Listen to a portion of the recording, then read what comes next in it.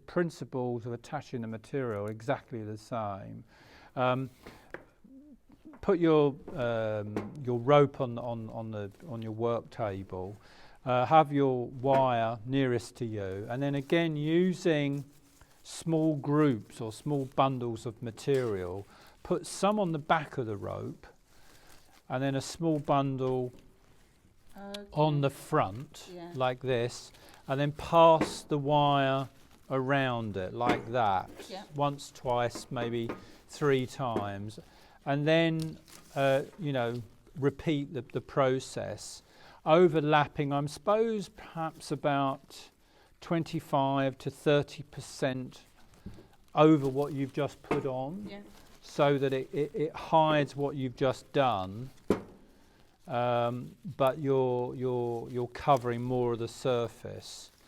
And because you don't know how the rope or the garland is going to hang, you need to make sure that you're doing the front and the back, so whatever surface is exposed, it looks presentable. Do you see what I mean? I know if you think about it, you're only sort of seeing the face of it, but you don't quite know where the face is going to be. No, because especially if you put it along the stairs, you'll see it one side. Yes, yeah. But then if you're going up the stairs, you'll see it. Yeah, absolutely, or from below or above. So it's important that you do it all the way around. And the thing about the wreath wire is it's really strong.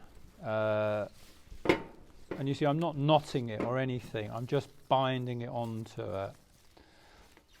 And again, the pre-cutting your material will speed up the process as well.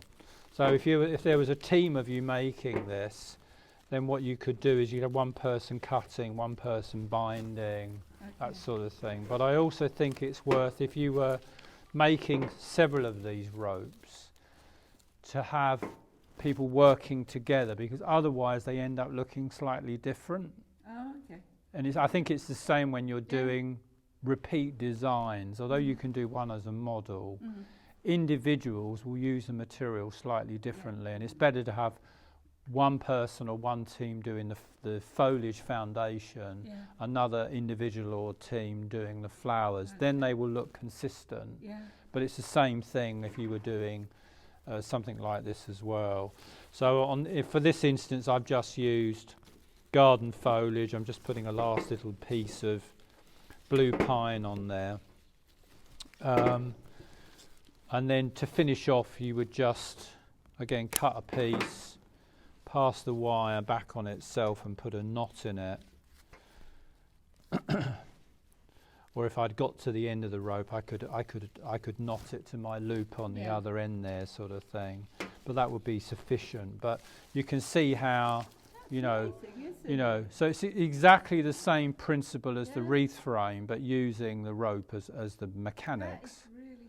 But you can see what I mean. If this is too thin, this could sort of twist around, and that's why it's important to bear that in mind. And you can't actually see the rope in this, so I can at the end there. But if it was brightly coloured, the chances are you might see the rope. So the colour is important. So that's the gist of things about garlanding.